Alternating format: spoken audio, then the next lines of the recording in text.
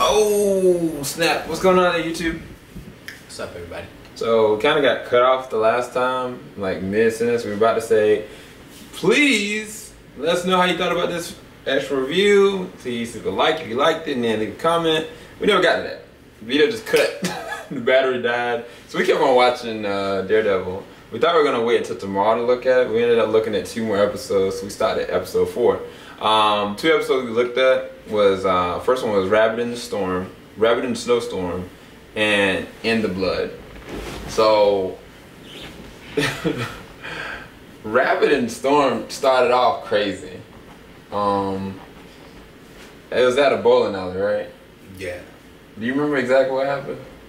Or you want to describe it? Yeah, so they introduced a new character. And that episode like centers around this character's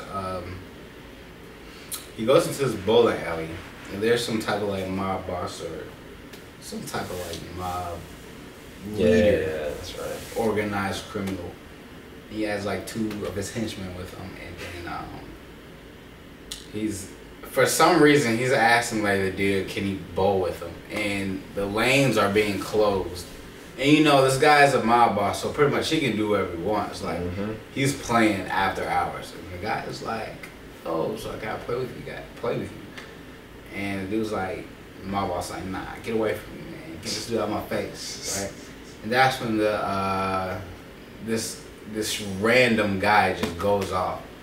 And he ends up he's actually a really good fighter. He ends up killing both of the 2 henchmen and the mob boss with a bowling ball. And so, at the end of this, he actually turns himself over into the police. The police actually, well, there's a little receptionist girl, and she calls the cops. While all this is transpiring, the police come to the scene after dude has killed the man. And, you know, he surrenders to the police. And the rest of the episode is pretty much how Daredevil and what's his name? Starts with a T. What's his name, bro? Who are you talking about? His partner. Are you talking about Foggy? Yeah. Foggy. What's his last name, though? Oh, Nelson. Nelson and Murdock have to defend his case. Yeah, that's pretty much the bulk of that episode. Yeah, because in the episode, like Joe said, like this dude, he can really fight. Now the mob boss, he actually put up a good fight, in my opinion. Like at first part, I was like, okay, mob boss can fight a little bit. Decent job. Then this tail got hit with a bowling ball. Oh, by the way, this is all spoilers. I know we didn't clarify that. Spoilers all around. Sorry. But yeah, it's really interesting because Nelson's character is normally the one that's kind of like the voice of reason when it comes to money, but he caught a really bad vibe with the character that basically turned himself into the police. It's like it's something more to him. And then like the philosophy of this guy, like he seems like he describes it, he's like, this is not my first rodeo going through the judicial system and getting in and out of court. So you know he's working for somebody higher up. But what's so crazy is that like Nelson tried to get like a train of heart. He's like, man, we need to fall back. But Matt and his idea in his head is like, look, I'm gonna try to figure out what's going on with this guy and infiltrate. Because I think what happened, because he had done something ahead of time. Oh, he was tracking somebody. He was tracking the guy that's working for the main character, the main villain that we're talking about. He was trying to follow him. He couldn't follow him. And every time that they go back into the courtroom, Matt knows the way that Watch sounds. And so he's been tracking the Watch every time he comes in and then trying to filter out who's in league and who's getting threatened and whatnot. And it's so interesting because I think Matt learns a valuable lesson that even with doing what he's doing, that stuff can still get by him. And he's still really young in the whole game of this whole thing. But it all goes crazy because there's a confrontation that ends up happening after everything happens. And kind of like the boys lose as far as, not the case necessarily, they get the guy off, but that's not what they really wanted ultimately. And there's a confrontation between him and Daredevil. And when these dudes actually do fight, like it's a legit fight. I like the choreography for it. Like they did a really good job. All these fights have actually been really good. But how this ends is even crazier because Daredevil gets him the name drop. And the dude is terrified. He's so terrified that he does the unthinkable. And how it's done, I don't think that basic cable could allow something like that. Oh, no. Or as vivid how they actually display it. Just because I was like, wow. Like my jaw dropped. I think each one of these episodes kind of had me like with the jaw dropping kind of moment. Yeah, at the end of them, you're definitely like, just like all the time. Huh? And you want to go to the next one. Like it's like candy. To do with the main villain. Always revolves around the main villain. Yeah. The employer. Yeah. So. AKA the Kingpin. Shh. Y'all already knew that though. No, they didn't. They already knew that. No, they didn't. Yeah. Anyway, this episode I really liked it because it was a slow pace. It was a slow burn, but it was a lot of good conversational situations that's happening at the same time. You're finding out that the girl Karen, she's dealing with some stuff on the low, and you don't know if she's doing and dabbling in the wrong things, but how it all goes and turns out is really interesting because it introduces a new character that is actually part of the mythos of Daredevil character in Ben Urich. So if any of y'all saw the one with Ben Affleck, the guy that played in Bad Boys, the guy with the glasses, that was Ben Urich, and he's an interesting character. Like he's an old soul. Like in my opinion, he's kind of like a ghost. Like he can go in and out of stuff that's going on and get intel on stuff. So he's been really silent as of late because I think he's been pushed down for certain unforeseen reasons that are gonna eventually be resolved. But I like his character. I like him being introduced. He just fits really well, easily into it. So I give this episode like an 8.5 or 8 out of 10. I actually really liked it. It wasn't as fast paced, it wasn't as many fights, but it still left you with jaw dropping moments, and it really wanted you to push to the next episode. What would you give this episode as far as the number is concerned? Episode 3. I'll give it an 8. Steady 8. Steady 8. The thing about this series, like even though we gave it a lower number, the intensity is still there. Like it's not like it's becoming cumbersome or too convoluted with stuff. Like it's still really riveting. I think it's like what Joe had kind of described with the first one and the second one. He's still looking for that one episode that solidifies it, you know. But at the same time, it's becoming a really good grounded series because they're fleshing out all these characters. And then the next episode finally comes, and what is it, Into the Blood or something like that? I think it In the Blood. This episode was nuts because we finally get to see who the big bad is, and you find out that the reason why the guy that was in the last episode killed himself is like he described, he's like, if he even understands that I told you the name, he's not just gonna kill me, he's gonna kill every single person that I know just to make a mockery of the whole thing, to send a message. And the way that this episode starts off, how did this start out? Oh, in fact, no, I'm sorry. The episode ended with Fisk looking at a painting, and he was talking to this lady, right? And in the beginning of this episode, it kind of starts off with like, what happened in the beginning of this episode? See, we've been going through too much. There's a lot going on. The Russians. It takes place about... Oh yeah, he like throws a dude out the window. He throws a Russian dude out the window. That's the start of the episode. The two Russian brothers, right? Yeah. On in the taxi car, he's fleeing as another Russian is being thrown out the window. And then they go and show you 6 years prior to when they were, I guess, in Moscow, and they were in the prison, him and his brother, and the lengths that they go. Crazy. Like, they went in to somebody's chest cavity to pull out a rib just to break out. I was like... Just to make a shank. They made a shank out of 2 ribs, bro. I asked Joe, I said, Joe, what is going on? Like, he just yanked a freaking, like, 2 ribs out of a dead dude in the cell. Cause I was just typing up, and I was like posting the last video up, and I was like, what? And I actually showed you how serious these dudes are, and I was thinking, if these dudes catch wind at all who Daredevil is, which they do in this episode, like there's gonna be some hell to pay. But like Matt is not the type of person to cross, quite honestly. And something happens to our favorite person, Rosario Dawson. Oh my gosh.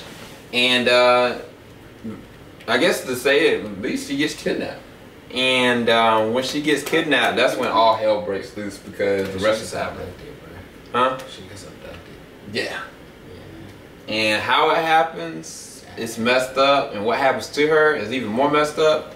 But you know, first of all, if they abduct the girl he actually really cares about, because he started having like kind of slow, like flirty conversation to you, like, huh, here's my burner phone, here's my number, you know what I'm saying? Like, this is for you, put your number up in it. It's for you, boo boo. I mean, he's just getting so comfortable with her that I knew something was gonna go down. But to be honest with you, like that fight sequence and how that planned out, that was cool and it was really epic, but nothing compares to what Fisk does to somebody that kind of crosses him. And it's for the stupidest reasons. It's not stupid, I guess. It's just his psychology. The person that this dude is, like, he's messed up. But I'll let Joe describe kind of what's going on. I guess it's about his psychology and then what kind of happens. And I'll riff off what you said. Okay, so in the previous episode, you know, Fisk is, talking to this, he's engaged with this, this woman who runs an art gallery, and he's purchasing art from this lady. He invites the girl out to dinner, and they're having a nice little dinner, whatever.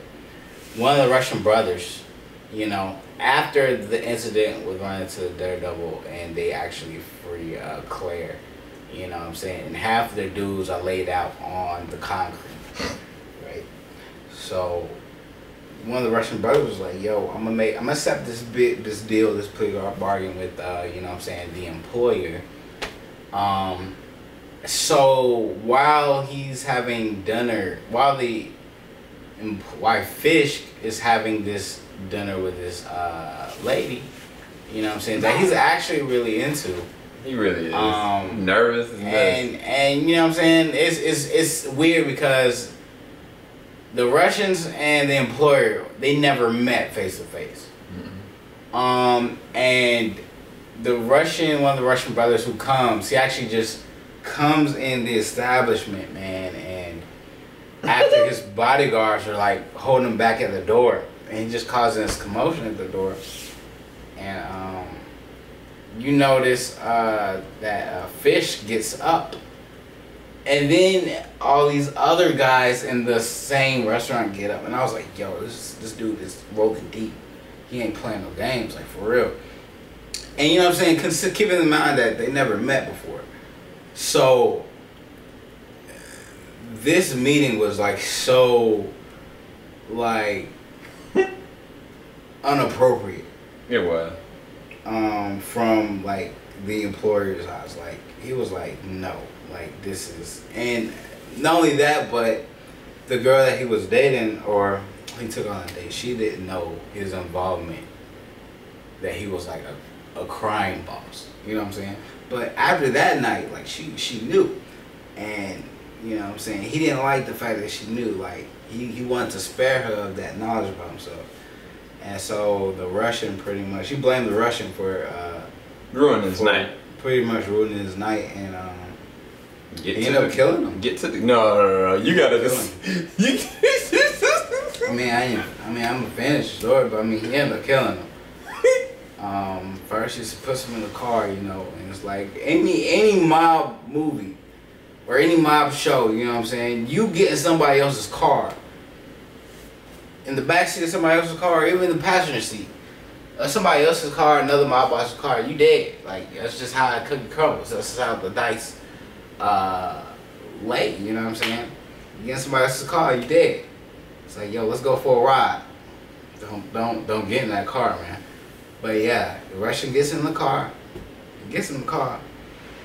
And he ends up not only getting beat badly, but his head gets decapitated, and the side of the SUV that he rode in. And what's so bad. It wasn't like a clean break off either. It was like multiple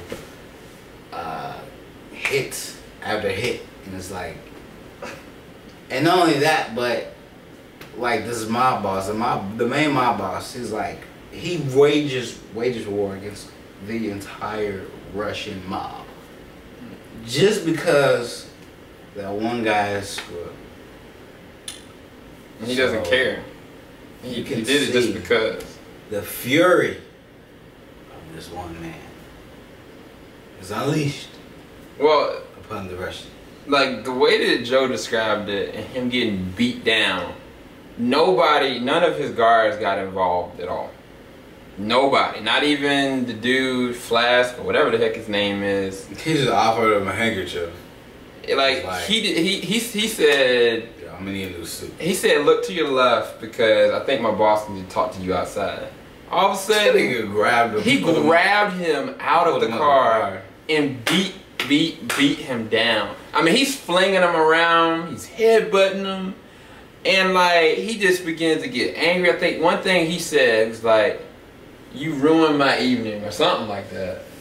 You embarrassed me. Yeah, that's what he said. You embarrassed me. You embarrassed me. I was like, in front of her. That's how he said it. Case in point. And then he beats the heck out of him. And when he takes his head and he puts it close to the door, I was like, okay, he's just gonna slam it. You know, that's it.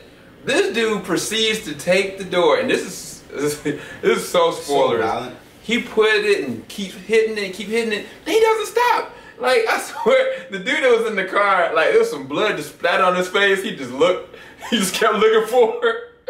And, like, he just raged out to the point that the guy's head just falls down. And I was like, okay, that, to me, showed, like, not just aggression. Like, that just showed a level of evil that I don't think I've ever seen. I've never seen anything like that. I've seen somebody's head get slammed in the door. I've seen somebody's head get caved in or pitchforked or whatever. But this cat, it's just crazy. So this is the thing that I'll say to y'all out there. If this man can get that upset for something as simple as somebody ruining his date just because of the principle of it, imagine if somebody literally takes down one of his major establishments where his money he actually cares about. So not only that, I mean, this dude was enraged. After he killed the Russian, he was still mad, pissed off. Like, this dude was freaking twitching in his face. That's how mad he was. Yeah. And like, he started a war. He was like, you know what? I'm still mad. I'm gonna go kill some more Russians. You know what I'm saying? This dude is enraged. Yeah. So for me, the fury. That set the tone. The fury for the main villain of the arc. And I mean, when they finally do square off between Matt and him, like, it's gonna be really crazy. Just because of Fisk's involvement, and then just like I said, there's another shock value. I give this episode a 9 out of 10. I really liked it.